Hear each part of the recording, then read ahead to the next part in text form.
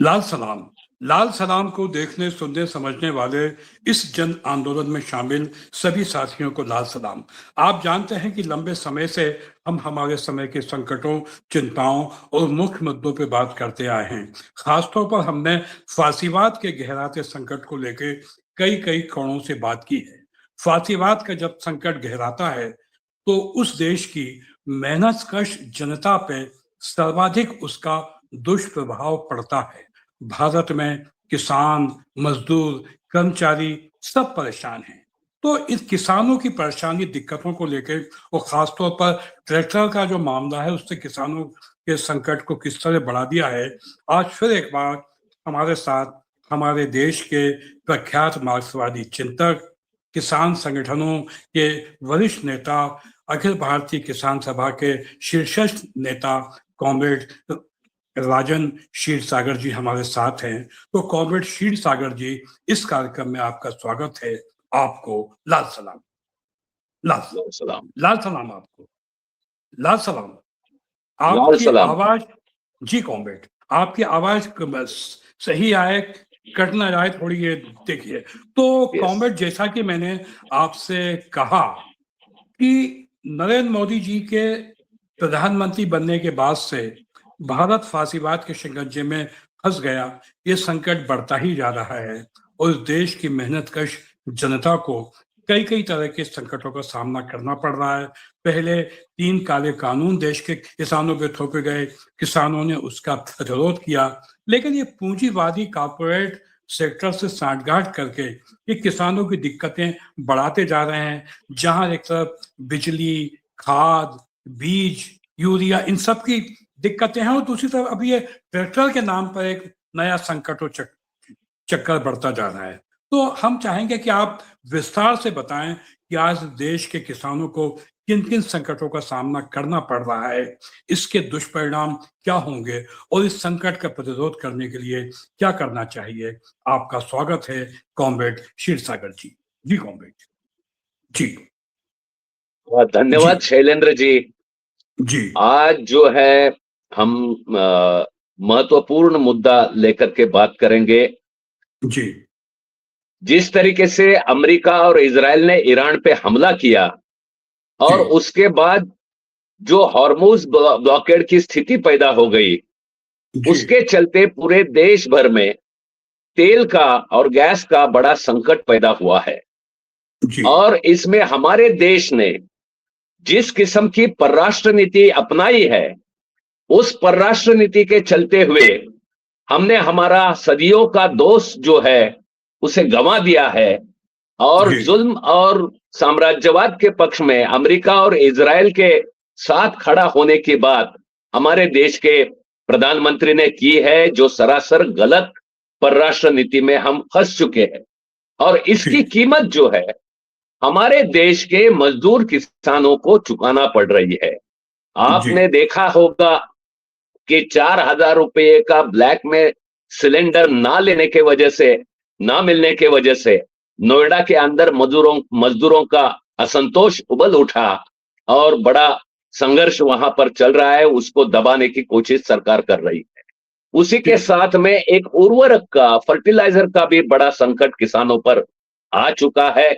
सरकार जो इस तरीके से बोल रहे हैं, प्रधानमंत्री जिस तरीके से आह्वान कर रहे हैं, सोना मत लीजिए, यहां से लेकर के फर्टिलाइजर भी मत लीजिए, ये जो है ये सरासर किसानों पर जुल्म डालने वाली बात है।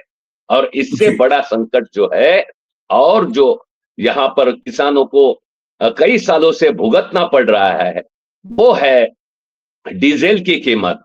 हम देख सकते हैं कि हमारे देश के अंदर जिस डीजल का जो इस्तेमाल होता है, वो ट्रैक्टर के लिए, खेती के लिए जरूरी चीज है।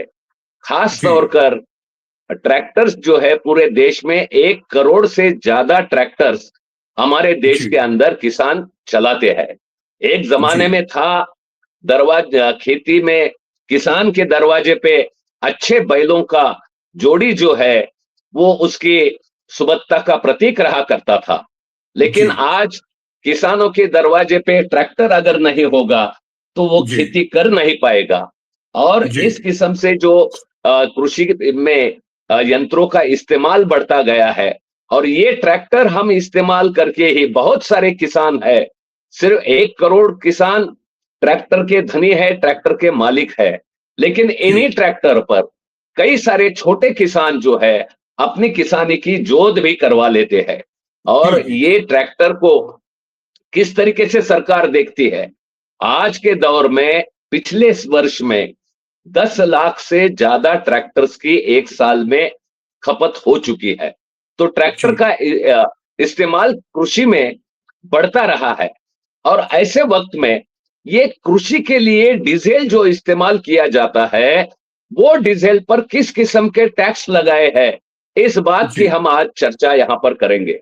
हम जी देख सकते हैं कि हवाई जहाज की जो कंपनियां हैं, वो जी कंपनियों को जो ईंधन इस्तेमाल होता है उस पर कई सारी टैक्स की छूट जो है वो सरकार दे देती है, लेकिन जी जो डीजल किसान इस्तेमाल करता है उसके ऊपर केंद्र सरकार के, राज्य सरकार के बहुत सारे टैक्स जो है वो टैक्स लगाए जा चुके हैं। उसमें का एक टैक्स मैं आपको बताना चाहता हूं, जो जी एक्सप्रेसवे की सेस के लिए टैक्स केंद्र सरकार ने लगाया है। जी हालांकि जी एक्सप्रेसवे एक्सेस कंट्रोल्ड है, उस पर जा नहीं सकता ट्रैक्टर, आप ट्रैक्टर को मना किया है, अब ट्रैक्टर नहीं जा सकता, रिक्शा नहीं जा सकता, मोटर बाइक नहीं जा सकती। ऐसे एक्सप्रेसवेज के लिए डेवलपमेंट का जो टैक्स है वो किसानों के ट्रैक्टर के डीजल पर लगाकर 36 रुपया प्रति लीटर लेकर के जितना बड़ा टैक्स जो है उसको चुकाना पड़ रहा है।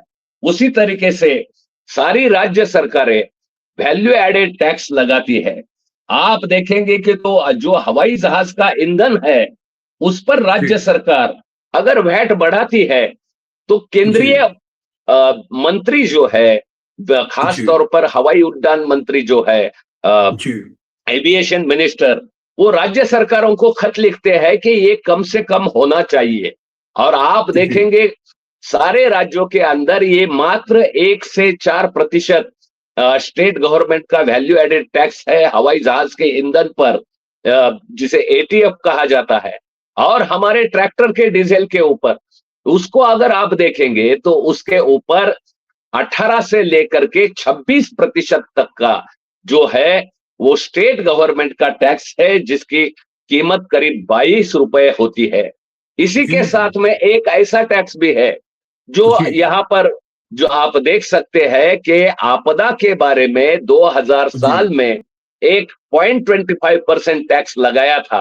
हालांकि जी हालांकि आपदा की शिकार किसान है, और ये जी शिकार जो किसान है उसी से आप टैक्स जो है वसूल कर जो है लगाते हैं। और इसके साथ एग्रीकल्चर डेवलपमेंट के लिए भी आपने टैक्स लगाया है, वो टैक्स भी उससे लेते हैं। इस सारी चीजों का आप अगर हिसाब लगाएंगे तो देश के अंदर पूरी डीजल की खपत जो है वो 94 लाख मेट्रिक टन की खपत है, करीब 110 अरब लीटर ये 2025-26 में ट्रैक्टर ने पूरे डीजल की खपत है।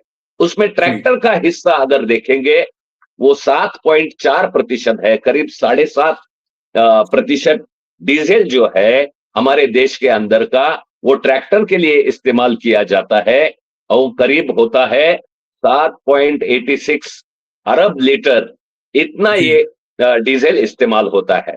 और इस जी पर का केंद्र सरकार का टैक्स, अगर ये नाजायज टैक्स अब जुटाएंगे तो 47,000 करोड़ ये केंद्र सरकार किसानों के ट्रैक्टर के डीजल के इस्तेमाल से टैक्स जो है वो जुटा जी रही है। और सारे जी राज्य सरकारों का जो राज्य सरकार के टैक्सेस इसमें जोड़ देंगे तो करीब 56,500 करोड़ रुपया टैक्स, जिसे एक आप एक्सटॉर्शन के तरीके से सरकार जो है हमारे किसानों से जेब से चुरा रही है, जी डकैती का माहौल जैसा है, किसानों से ये वसूला जा रहा है। आप ये जी अगर देखेंगे तो इसका बड़ा असर किसानों पर है। और इसकी वजह से आप देख सकते हैं हमारे देश के अंदर जितने ट्रैक्टरधारी किसान हैं वो सारे ट्रैक्टरधारी किसान कर्जे में फंसे हैं।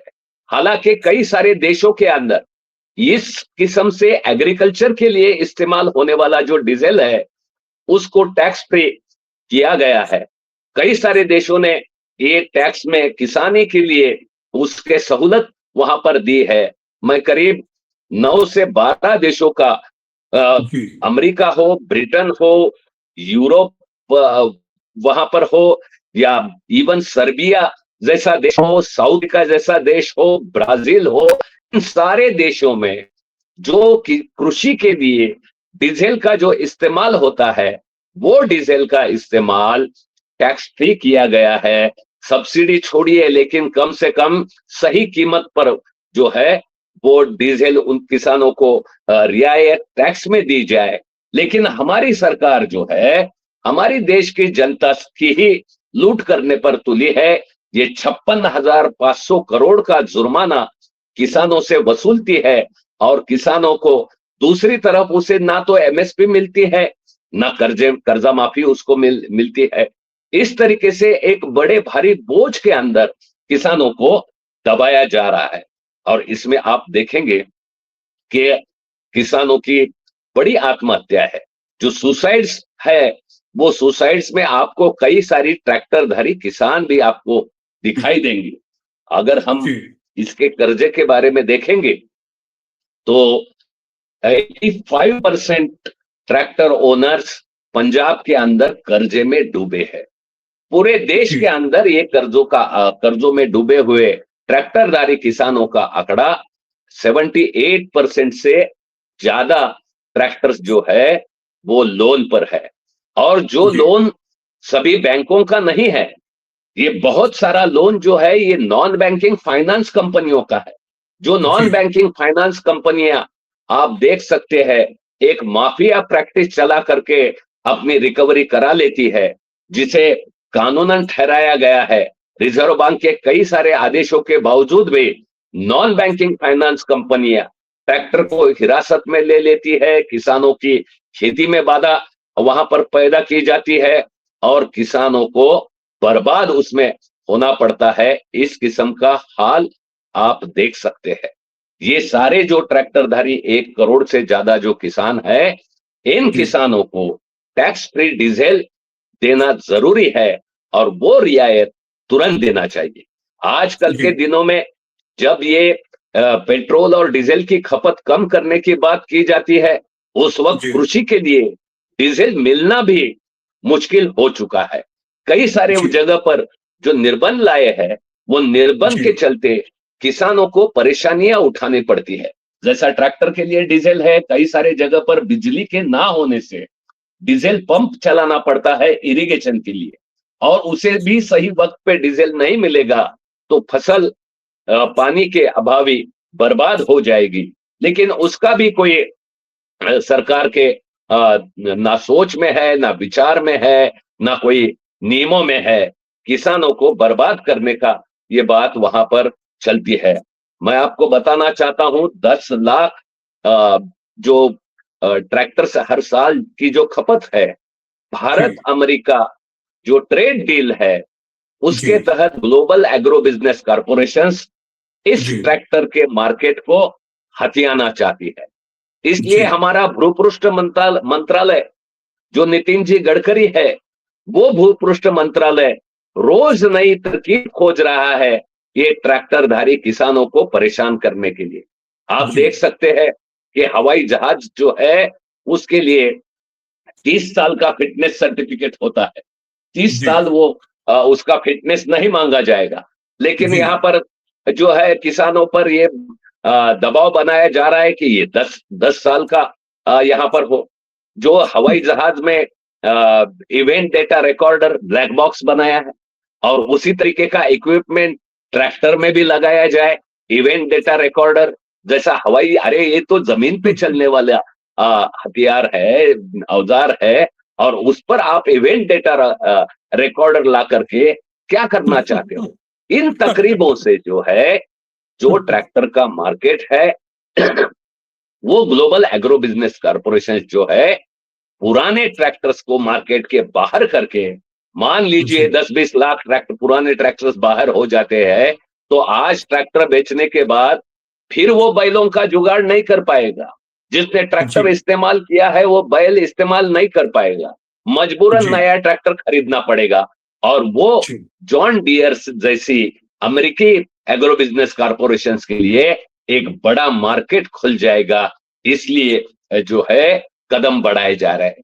इसी तरीके से ट्रैक्टर पर बैठने के लिए एयर कंडीशनर कंपलसरी किया जा रहा है। उसका लिए भी कुछ दिनों पहले नया नियम जो है गडकरी के प्रशासन ने। जी मतलब ट्रैक्टर पर बैठने के लिए भी एयर कंडीशनर चाहिए। यानी समझ में नहीं आता कि ये सरकार क्या चाहती है, किस तरह से किसानों को आर्थिक संकट में फंसाने की नई नई चालाकियां, नई नई साजिशें चल रही हैं। और इन सब का मतलब बड़े पूंजीपति घरानों, औद्योगिक क्षेत्रों को लाभ पहुंचाना है। ये बात क्षीर सागर जी ने बहुत ठीक कहा कि जब हवाई जहाज में 30 साल की गारंटी का पीरियड होता है, एक बार का फिटनेस सर्टिफिकेट 30 साल हवाई जहाज में चल जाता है, तो आखिर यहाँ ऐसी क्या दिक्कतें हैं? हमने देखा कि इस देश की मेहनतकश जनता पे अत्याचार करने के लिए नए नए कानून बनाए जाते हैं। उनकी पीठ पे इन नए नए काले कानूनों की चाबुक मारी जाती है, और उसका मुख्य मकसद ये है कि कुछ पूंजीपतियों को लाभ पहुंचाना। और वो पूंजीपति भी सिर्फ वो पूंजीपति जो श्री नरेंद्र मोदी जी के खास हैं।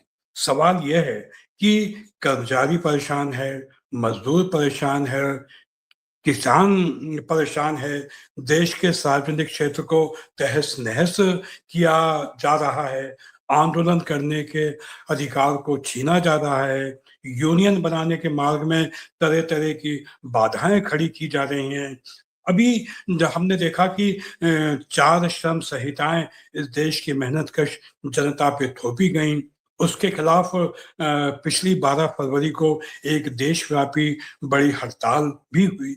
और इस देश की मेहनत कर जनता, गरीब, किसान, मजदूर परेशान हैं, वो लगातार इसका प्रतिरोध करते जाते हैं, और प्रतिरोध करना भी चाहिए। ये बात और है कि जो लोग आंदोलन करते हैं जनता के हित में, ये पूंजीवादी मीडिया, जिसको कि गोदी मीडिया कहते हैं, वो कर्मचारियों, किसानों, मजदूरों को देशद्रोही कहता है, उन्हें आतंकवादी कहता है। पूंजीवादी मीडिया में उनको, उनके आंदोलन का, उनके प्रतिरोध की आवाज का कहीं कोई स्पेस मिलता नहीं है। उनको हाशिए पे डाला जाता है। वो सार्वजनिक क्षेत्र जो लाभ में चल रहे हैं, जैसे भारतीय जीवन बीमा निगम, जो हर साल इस सरकार, केंद्र सरकार को लाखों रुपया, करोड़ रुपया लाभ कमा कर देता है, उस भारतीय जीवन बीमा निगम को भी ये लगातार प्राइवेट करने की साजिशें कर रहे हैं। भारत के सरकारी बैंक, जो जिन्होंने कई बार संकट के समय में देश की अर्थव्यवस्था को संभाल के रखा है, उसको नियंत्रण में रखा है, भारत को दिवालिया होने से बचाया है, उन्हीं सरकारी बैंकों को लगातार कमजोर करने की, बेचने की साजिशें की जाती हैं। वो तो इस देश की जो बैंक कर्मचारियों की यूनियन है, all India bank employees association, ये जो संगठन है, ये अपनी ताकत बताते हैं। ये बड़ी बड़ी देशव्यापी हड़ताल करते हैं, और इन हड़तालों के कारण ही इस सरकार पे ये प्रेशर बढ़ जाता है कि वो अभी बैंकों को बेचने के मामले में मनमानी नहीं करती। हालांकि पिछले दिनों कुछ बैंकों को आपस में मर्ज किया गया।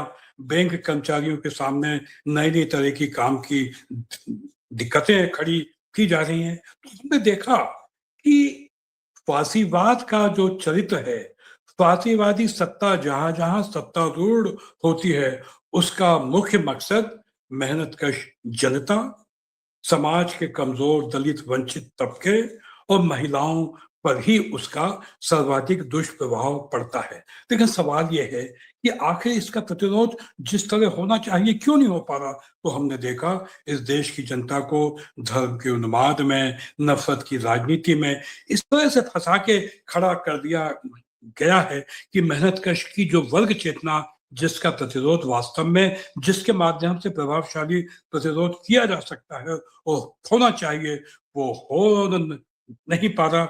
हमने देखा ये बहुत साफ बात है, ये सैद्धांतिक बात है कि फासीवाद का प्रतिरोध सिर्फ मेहनतकश वर्ग की वर्ग चेतना से ही किया जा सकता है, मेहनतकश जनता के वर्ग संघर्ष से ही किया जा सकता है, और इसके सिवा कोई दूसरा रास्ता नहीं है। फासीवाद का प्रतिरोध सैद्धांतिक रूप से अंततः दक्षिण पंथ का प्रतिरोध वामपंथ ही करेगा। मेहनतकश की वर्ग चेतना से ही इसका प्रतिरोध किया जा सकता है।